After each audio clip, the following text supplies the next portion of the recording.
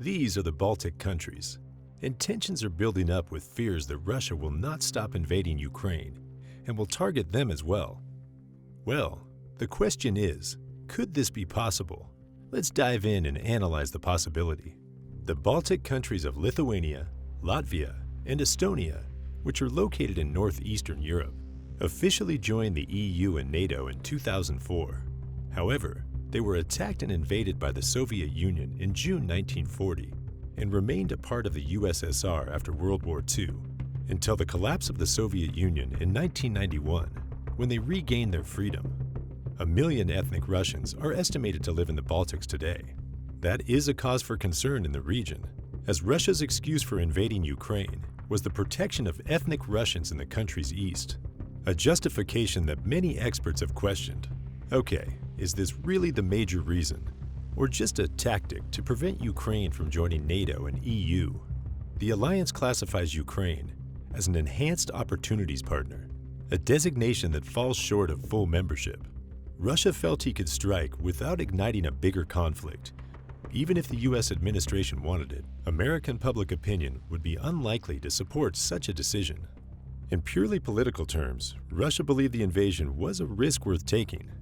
But I think any similar case against the Baltics would be much more difficult to make. Despite the fact that they all have Russian-speaking people, all the three countries have a tragic history of occupation and share a border with Russia and its ally Belarus. Even with this, the Baltics have made far more progress in integrating into Europe and the West, which it's obvious that the majority of Ukrainians want the same. Fears of Russian military action in the Baltics are based on two appealing but inaccurate comparisons to the Ukraine crisis. Firstly, the Baltics, just like Ukraine, have a sizable ethnic Russian minority. Latvia's population is around 26% Russian, compared to 24% and 6% in Estonia and Lithuania, respectively. Furthermore, when the Baltics gained independence in 1991, these Russian populations have a long history of grievances about language, citizenship, and cultural policies that have kept them out of political and economic life. Second, just as Russia's acquisition of Crimea granted it access to its Black Sea Fleet headquarters in Sevastopol, Putin may demand access to Russia's enclave in Kaliningrad. The region is part of Russia, but Latvia, Lithuania, and Belarus isolate it from the Russian mainland. More significantly, Kaliningrad is the Russian Baltic Fleet's headquarters. Many fear that Putin, with the help of his Belarusian ally, may try to cut through Poland or Lithuania and gain a transit route to Kaliningrad. However, will Russia go ahead and do it, resulting in a direct military confrontation with NATO battle groups in Estonia, Latvia, and Lithuania? It should be remembered that the donor states include the United States, the United Kingdom, France, Germany, and Canada. An attack would elicit NATO's Article 5 and a general war with Russia and its allies. Well, at the same time, there are still many reasons why Russia will not do the Baltic invasion, at least in decades. The first reason is, NATO expansion in the 1990s and 2000s prompted Russia's invasion of Ukraine. Whether you agree or disagree, the Baltics joined the club before Russia could stop them. One of the key reasons Russia provoked conflict in Georgia in 2008, Ukraine in 2014, and now in 2022, according to some analysts, was to essentially block NATO membership for those countries, because NATO would be unlikely to admit new members with open territorial disputes. Invading your neighbors may be a smart way to keep them out of NATO or the EU, but it's not so effective once they're in, as it would almost certainly result in a devastating conflict between Russia and NATO. For Russia, Ukraine is a highly meaningful country. The historical empire of Kievan Rus and its capital Kyiv is considered by citizens of both countries to be the origin of Eastern Slavic culture. In 988, Kiev's Prince Vladimir the Great introduced Orthodox Christianity to his subjects during a golden age of Slavic civilization that laid the groundwork for Muscovy's and the Russian Empire's later successes. In reality, the foundation for a large new monument to Prince Vladimir near Moscow's Kremlin was just placed. Since the 16th century, parts of modern-day Ukraine have been part of the Russian Empire. Crimea joined Russia in 1783. For a long time, Russia has found it difficult to accept Ukrainian independence because of their close historical ties. Putin has once notably said to George Bush that Ukraine does not even qualify as a country. And for the most part, he is correct. Ukraine just became a country in 1991, after decades as the Russian and Soviet Empire's boundary. The fact that Ukraine also claimed Crimea aggravated the issue, as the peninsula was only given to the Ukrainian Soviet Specialist Republic by Nikita Khrushchev in 1954, a process that many Russians viewed as unlawful both before and after the Soviet collapse. For Russia, Ukraine is unique. The Baltics, on the other hand, are a different story. The geographical evolution of Russia in the Baltic region has been studied. While the Baltics became part of the Russian Empire as a result of Poland's splits in the 18th century, the Tsars were sufficiently hands-off to enable strong national identities to grow in opposition to Russian dominance.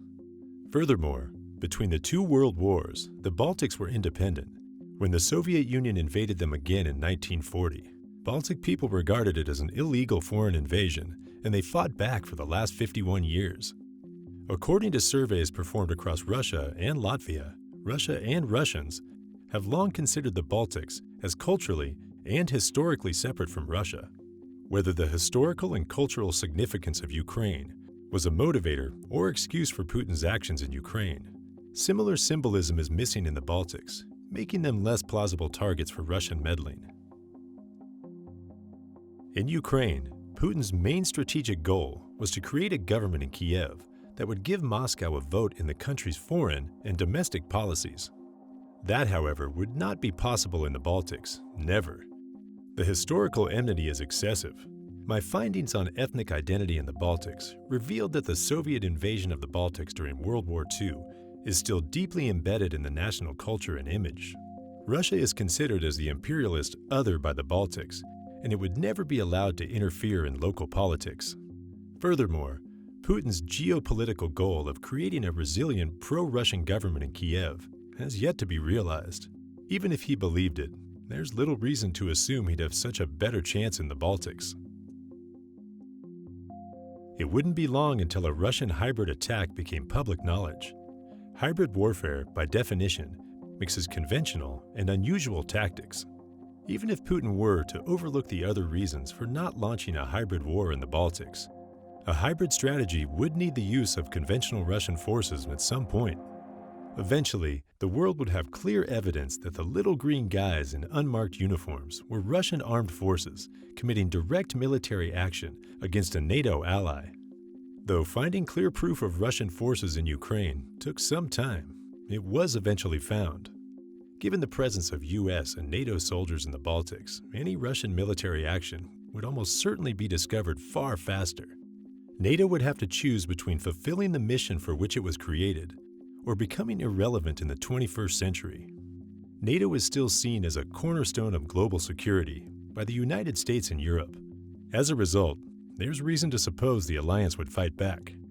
It takes deep thought before the world power countries are involved in direct combat with one another, as eventual cost is enormous to afford, considering the damage of World War I and II. With today's military technology, the repercussions will be huge, and over 50 million casualties could be recorded. Of course, showing off their military capabilities is not likely to stop. These are the factors why Russia is unlikely to make the Baltics its next strategic target. However, unlikely does not imply impossible. There have been larger surprises in history before. Aggression by Russia in the Baltics would undoubtedly be a strategic disaster in Europe, with the potential to expand into a much larger conflict. However, these steps should not be confused with the start of a Russian invasion of the Baltic states. If you enjoyed this video, consider subscribing for more videos like this. Until the next one, stay safe.